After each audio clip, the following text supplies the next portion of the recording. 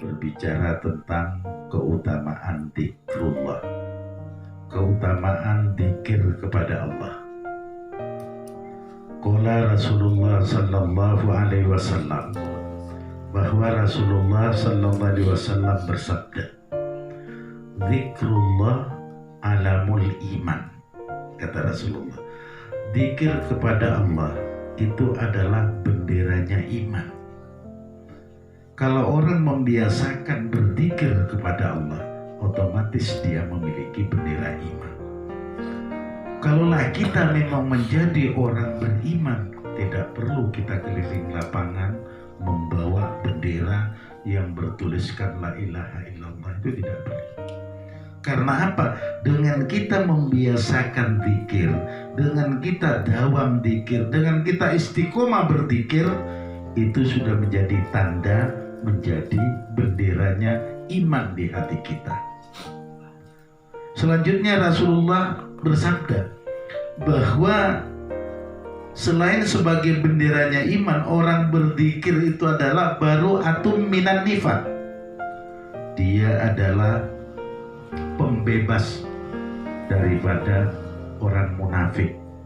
Nah, makanya untuk membedakan orang itu munafik atau tidak, menurut hadis Nabi ini gampang cara nandai.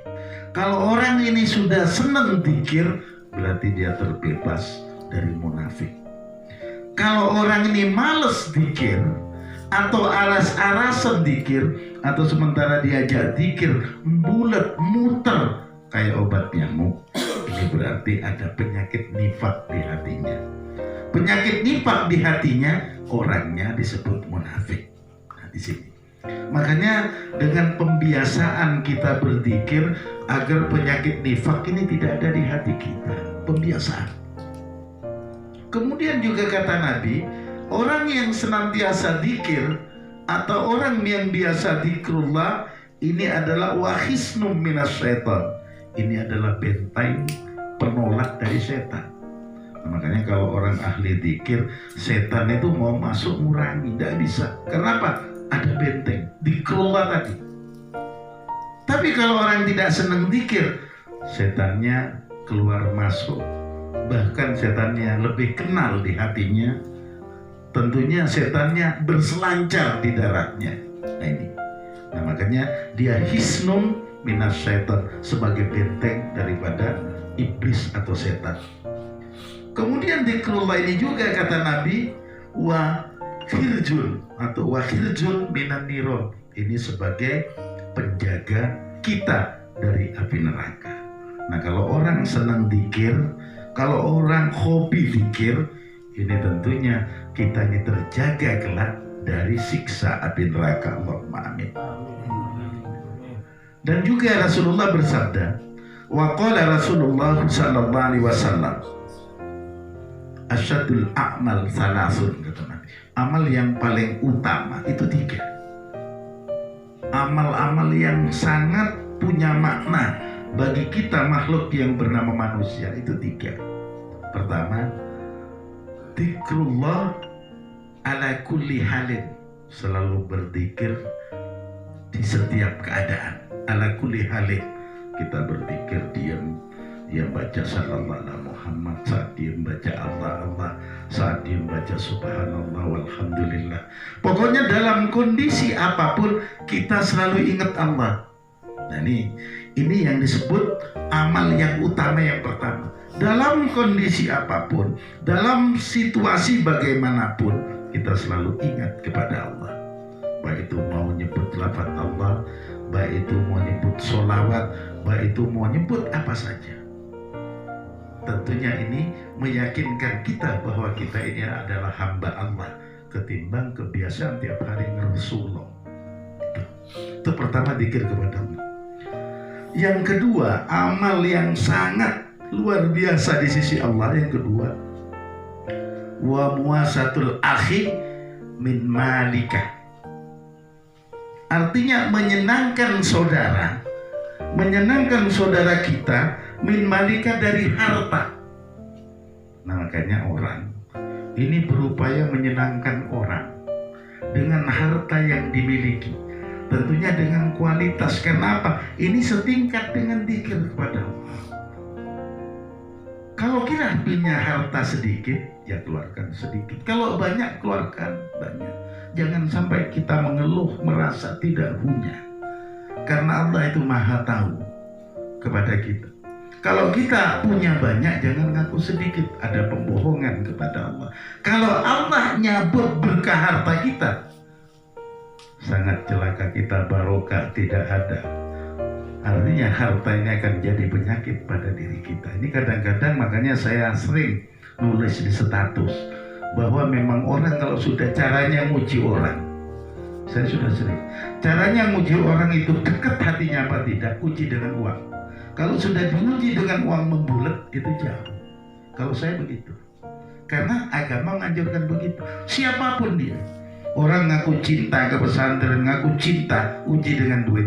Kalau sudah dengan duit dia bulat, di sana batas cintanya adalah fata morgana. Kenapa? Dia lebih cinta ke duitnya ketimbang ke rohaninya. Nah ini. Karena apa? Guru-guru itu juga ujinya begitu. Kalau sudah murid cinta kepada gurunya, sementara diuji duit, bulat. Nah, sebatas itu cintanya. Ini aja gampang. Nah makanya Rasulullah sampai bersabda muasatul akhi min malika. Artinya bagaimana kita menyenangkan saudara siapapun dia dengan harta yang kita miliki. Nah ini adalah satu kemuliaan. Yang ketiga, wa insaful fakiril ba'is min nafsik. Artinya kita melayani orang fakir yang betul-betul fakir min nafsik. Dari diri engkau, kita sanggup melayani. Misalnya kita ini punya pangkat, ada tamu orangnya kere, artinya dia lebih miskin dari kita, tapi orang itu sanggup melayani, misalnya ngambil kopi bawain. Nah ini namanya melayani orang yang sangat fakir dengan dirinya. Ini kadang-kadang ada gengsi, apalagi ada pengemis tuh dia ngambilkan duit yang serius. Nah ini sebenarnya jaminan Allah. Pengemis yang kita lihat tidak usah pandang agama. Kenapa? Yang kita pandang adalah makhluknya Allah. Jangan lihat begitu ada pengemis di depan rumah kita ditanya, mana KTP-nya Pak? Agamamu apa? Tidak perlu. Dalam hal kemanusiaan tidak memandang itu agama. Dan Islam mengajarkan bahwa itu adalah makhluknya Allah. Makanya Rasulullah diutus, wa ma arsalnaka illa rahmatan lil alamin, dan aku tidak mengutus engkau Muhammad illa rahmatan lil alamin, kecuali sebagai rahmat untuk segenap alam. Di sini tidak berbicara Islam, tapi berbicara kemanusiaan. Nah ini tentunya. Nah makanya kalau orang hatinya ingin hidup, tentunya harus kasihan dengan orang lain terhadap harta yang dimiliki.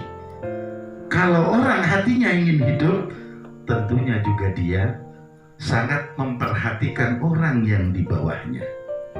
Bagaimana dia mampukah melayani orang.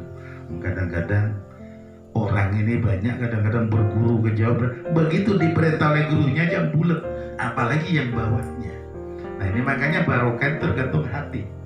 Kalau hatinya sudah mampu dan sanggup, insya Allah barokah. Tapi kalau saya bulat, ya itulah tanda hati kita. Nah makanya yang tahu ukuran hati kita adalah kita, bagaimana bulat dan ruwetnya. Disitulah bulat dan ruwetnya barokah ke diri kita. Makanya juga Rasulullah SAW bersabda, wa alamatu hubbillah hubbi dzikrillah.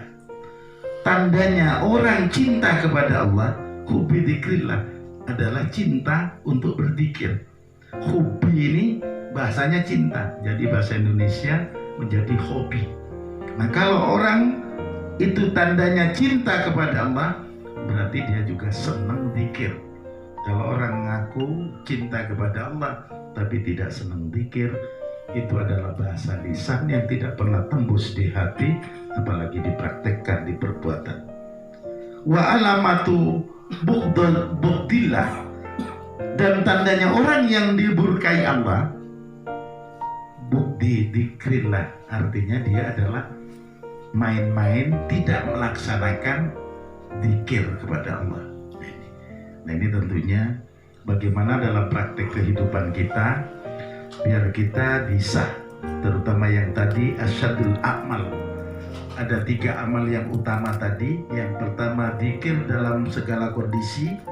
Yang kedua, bagaimana kita menyenangkan orang di luar kita dengan harta yang kita miliki. Yang ketiga, bagaimana kita melayani orang yang di bawah kita dengan pelayanan yang sempurna dari kita. Kalaulah kita memang betul-betul ingin menjadi manusia yang beriman di sisi Allah dan juga bagus di sisi manusia. Terima kasih. Itu saja yang dapat saya sampaikan. Wassalamualaikum warahmatullahi wabarakatuh.